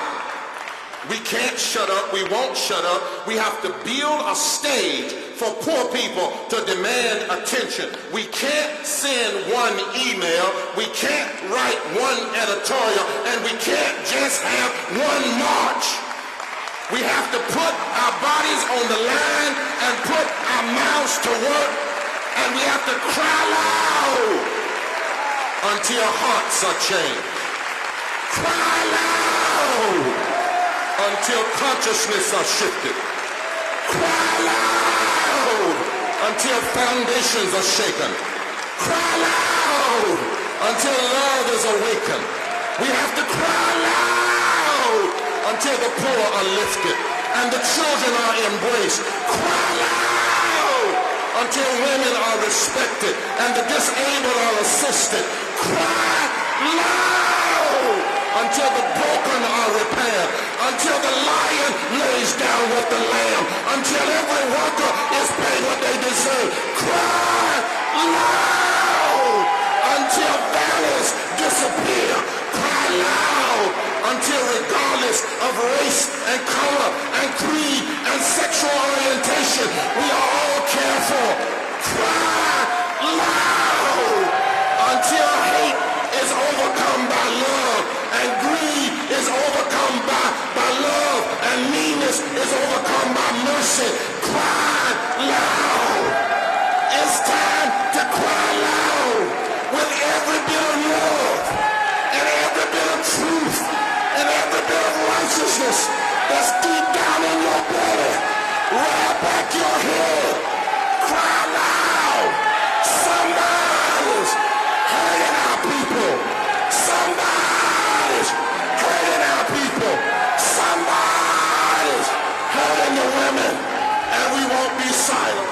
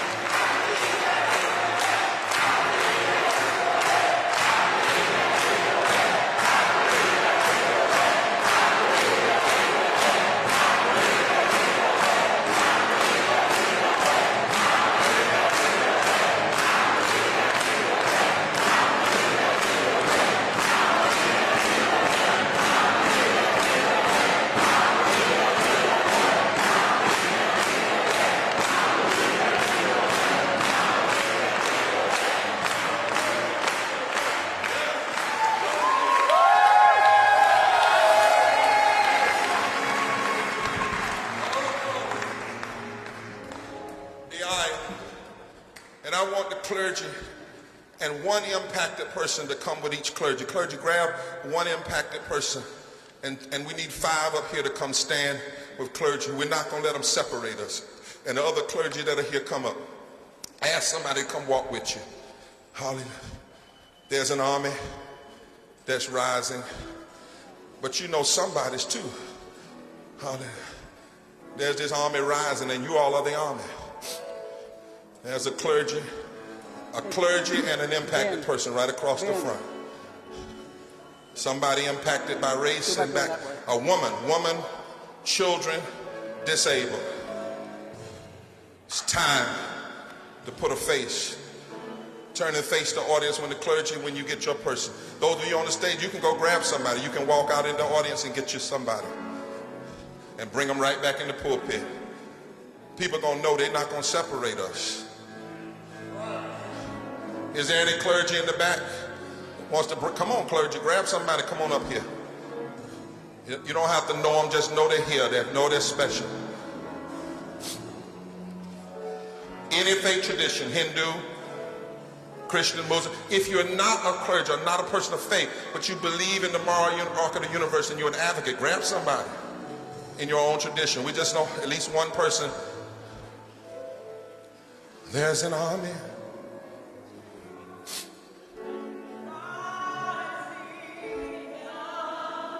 Now tonight, center yourself. The last step to civil disobedience is purging. It is saying, I'm not doing this for any vainglory. I'm not doing this for any party or any reason like that. I'm doing this with the poor, not for, not paternalistically. And I believe in all of the issues. And I'm willing to do the discipline tomorrow of focusing on women and children and the disabled. And I'm trusting that if I do that, my issue will be dealt with. Next week, we have another next week. However you center yourself, do not let anybody move you to violence tomorrow. We're better than that. We're stronger than that. Somebody may want to try to change the narrative. In Alaska, they had somebody spray on them grizzly bear mace while they were preparing. But you know, the Alaskans said it's too big. We've got to stay together. We're not chained by that. We are the ones that have been called, and we have more in this room that started in Birmingham. So tomorrow, we go to training at 10, and then at 2 o'clock we start the rally. 45 minutes. Everybody can't speak. Those who are speaking for all of us. And then our greatest speech is going to, when we from over 37 states and the District of Columbia and others hook arms together, carry those signs with our issues, say those chants with our demands, and we engage in an act of direct action. And this nation sees something happen simultaneously it has never seen. It has never seen. The most expansive act of nonviolent moral civil disobedience simultaneously. Moral direct action, fusion direct action simultaneously that the nation has ever seen to spark a movement. The only way we lose is we be silent. That nothing else matters. The first thing, before you can have moral implementation, you have to have a moral imagination. And you can't have a moral imagination until the narrative changes. And you can't change the narrative until the narrators change. And that's why with the poor, we have to change this narrative. You all ready for these 40 days? Hold your hands up. You ready? Army rising. Oh. You want to see something, look behind you. See what I see. There's an army rising up. Oh, break every chain. Now, I was taught in my tradition that you don't give a benediction at the end of the service like this because you're going out. This ain't the end. We don't want anybody to think this is the end. So I'm going to let Liz say last whatever she wants to say. Amen. Get some rest tonight. Get some water tonight. Tweet somebody tonight. Practice what you're going to say if the camera's in you. We want you to talk, but speak the issues, the truth, the facts, so that we can begin, and so that they can, no media, nobody can any longer say we can ignore what's happening with women and children and disabled. It's not what happens on Wall Street. It's what's happening on the back streets and the back roads and the broken places of America. We are the consciousness.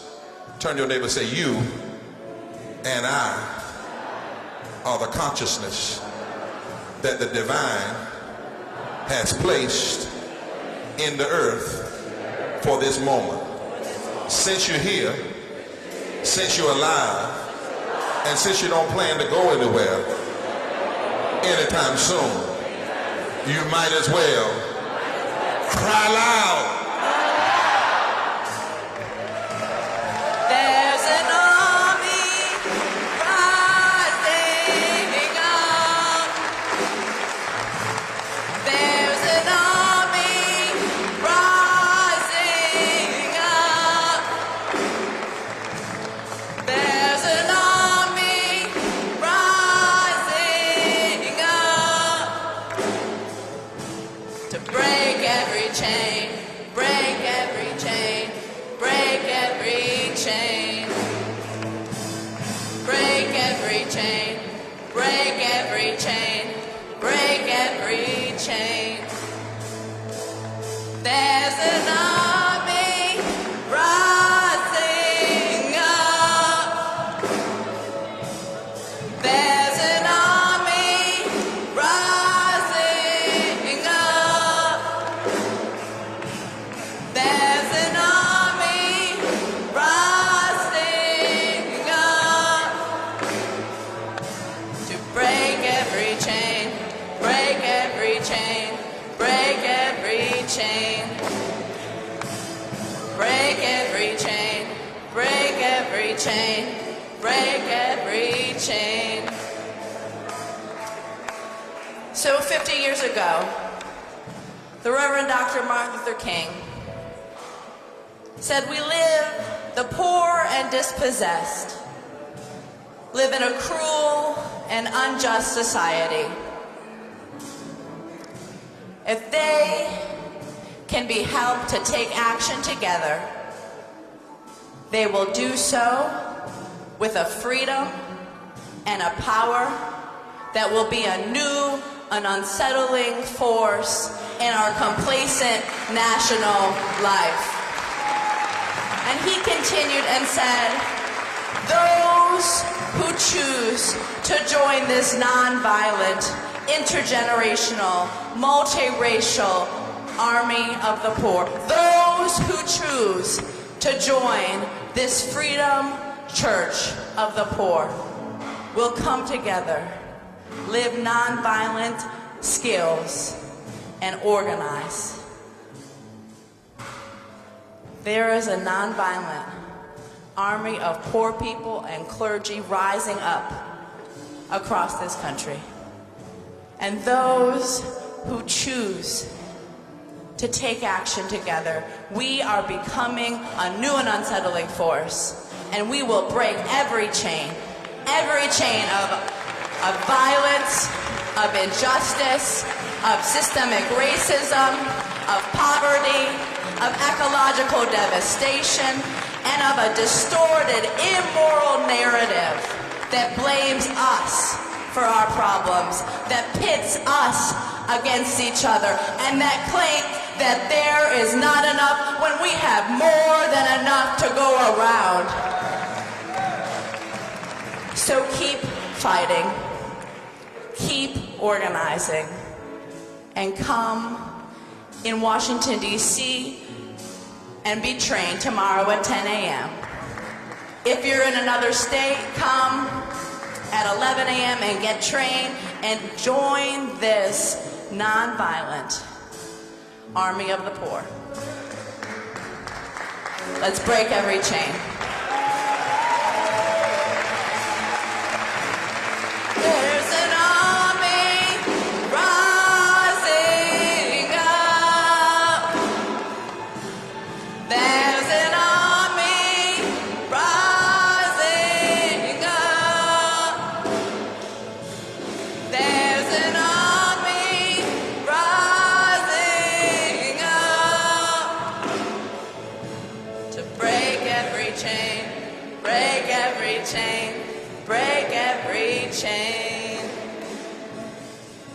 every chain, break every chain, break every chain.